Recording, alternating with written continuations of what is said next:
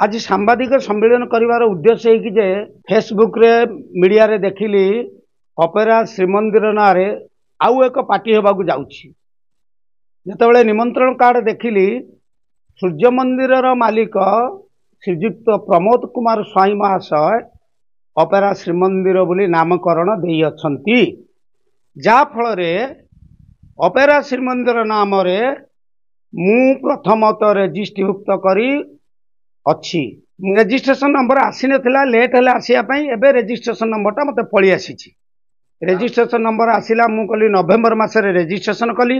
जेतेबेले साराळांका पाखरे करिथिली सेतेबेले रेजिस्ट्रेशन हेई नथिला। नवेम्बर मासरे मु registration apply कली। रेजिस्ट्रेशन नंबरटा आसिया पई बहुत टिके विलंब हैला, जा फल मु रेजिस्ट्रेशन नंबर 3 दिन हैला पाइली। ऑपेरा श्रीमंदिर ना रे रेजिस्ट्रेशन नंबर आसी।